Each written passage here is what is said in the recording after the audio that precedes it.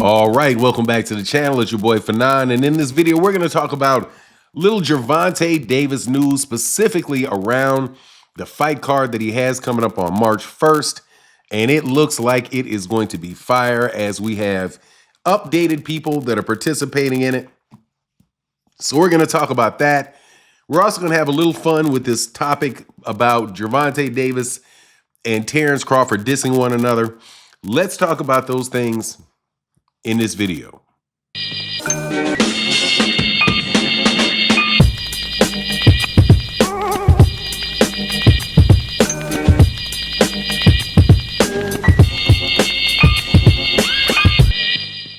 All right, welcome back to the channel. It's your boy Fanon, still catching up on the world of boxing after my 6-week hiatus, and got great news yesterday. Talked about it shortly in a video, but I wanted to make a whole video about it, which is the Gervonta Davis's fight with Lamont Roach.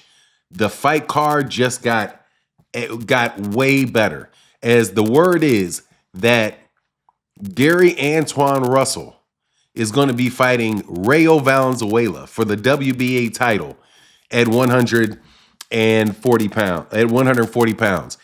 And let me tell you, I am absolutely positively excited about that. And for people that don't think that fight, the Gervonta versus Lamont Roach fight, is going to do well, look at the demographics of that fight. Now you got a guy from DC that's in the main event, and you got another guy from DC that is fighting for a championship. So you got two guys from DC fighting for championships, and you've got the biggest name in boxing in the United States, and Tank from Baltimore. And the fight is going to be in New York City. I'm telling you, that is a recipe for a huge gate. I did a video yesterday, but I'm saying it again. I think he very well may break the gate record for the Barclays Center, for himself. I mean, break it again. Now, the funny thing is, if you remember, and I got to tease a little bit about this, this is going to be interesting to see how much they pull out, because I think they said that it was like 4.7 million was the gate, or was that there? Yeah, the 4.7 million was the gate. The last gate for when Ryan and Devin fought at the Barclays Center in their last fight. It's going to be interesting to see if Gervonta Davis breaks that record, and he breaks that record fighting somebody like Lamont Roach. If that happens, I'm telling you right now, I don't want to hear any more about who the big name stars in the United States are. Now, I have got to tell you though, man, that I don't know how long Gervonta Davis is going to be able to stay at 135 and get real top-notch matches. We have the Shakur Stevenson versus Floyd Schofield taking place, but I don't think that Gervonta is going to get the winner of that fight. So the fight between Rayo Valenzuela and Gary Antoine Russell, I think the winner of that is going to be Gary Antoine Russell. I think he's going to probably wind up stopping Rayo. Rayo likes to fight, man. He's tall, thin, got a good jab, really did box his tail off very, very well in his in his win against Pitbull Cruz in his last fight to win that title. But I don't know, man, if that same thing is going to be able to, hold off with Gary Antoine Russell. I am amped for this dude getting this shot at this WBA title. I thought he was going to be fighting for the WBC title, but looks like Al Heyman gave him a little bit more of set him up a little bit better with a fight with Rayo Valenzuela. Because I'm telling you, man, I think Alberto Puello is just going to be a tough guy for anybody to beat in that weight division.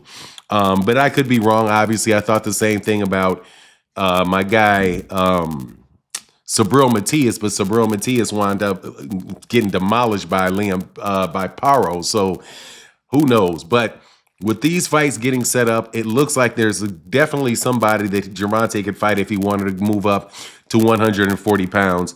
But you know what there'll be a whole lot of drama around it, because of the fact that he didn't move up to fight Devin Haney at 140. He didn't move up to fight Ryan Garcia at 140. He didn't move up to fight Teofimo Lopez at 140, right? That's the type of conversations that people are going to have. My retort to that is, Look, none of those guys are 140 pounders. Look how fast Teofimo Lopez, after he got to 140, wanted to get to 154. Look how fast Ryan Garcia claimed he could not make 140 anymore and only fighting at 143 and 144-pound catch weights, right? Devin Haney dying to make 140 pounds. Those guys were younger guys who were definitely draining themselves beyond belief to get to 135. And now as the years go on, they're now going up there towards 147 where they're going to run into Jaron Ennis. But you'll still hear a lot of yak, yak, yak because they'll say, well, why didn't he move up for Devin? Why didn't he move up for Ryan? Why didn't he move up for Tio? Look, man, I'm not saying that Gervonta is going to move up for anybody, but I will tell you that winner of Rayo and Gary Antoine Russell, man, that would be a fight. That'd be a nice fight. But maybe those guys wind up fighting on some Turkey Al-Sheikh cards to get a fight with Devin and Ryan. And who else is the other one that he got over there? Devin, Ryan. Oh, Teofimo's still at Teofimo's still with Bob Arum at Top Rank. So, but at the end of the day, though, at the end of it, I love this fight card for Gervonta Davis in New York City. I went to school for a long time and lived in the East Coast for a long time. This is like a great present for boxing fans and the boxing fans that live in that community. Many people don't understand how many people live in DC, how many people live in Maryland, and that general cosmopolitan area. They can sell out that stadium in New York without any problems. And they can do tremendous numbers of pay-per-view buys with no problem. Fighting guys from DC. DC is a big city.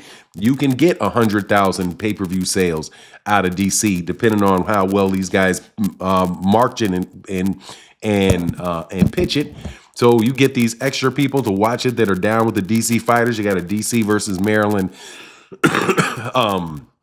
rival that's been going on a long time, and you get the big name, and you get the biggest name in boxing, Gervonta Davis. But people don't want to see that.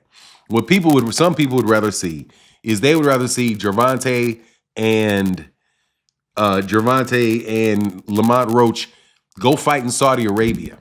That's what they want to do. Go fight in Saudi Arabia so that your fan base, yeah, go to Saudi Arabia. Why isn't he going to Saudi Arabia? Why is it a good thing that boxing is doing well in New York and that he breaks attendance records in the Barclays Center? Because if you do not have the fighters being seen by younger fighters, if you don't have those type of events in the United States, how are you ever going to grow the sport in the United States? You're not. What you're going to do is you're going to try to siphon the talent off of American talent off and go send it overseas on a wish, honestly, what I think is a hope and a prayer that this guy, Turkey Al-Sheikh, is going to continue to do this for longer periods of time. But anyway, like I said, Gervonta Davis, that is a major upgrade to that card with Gary Antoine Russell. I got Gary Antoine Russell beating Rayo Valenzuela and becoming a world champion. And man, then maybe we can see who's gonna fight Gary Antoine Russell. I'm guaranteeing what you're gonna hear. You're gonna hear, if Devin is there, you're gonna hear that he's not ready for Devin. He hasn't done enough. What has he done? He's only beaten Rayo Valenzuela in a boxing match. That's all he's ever done. No, he doesn't deserve the fight with Devin. Should he fight Ryan? Well, he doesn't deserve that fight. Why would he fight? Oh, you're going to hear all of that crap come from these guys. But anyway, that's my take on the matter. Please let me know what you think in the comment section. And with that, I'm out. Deuces.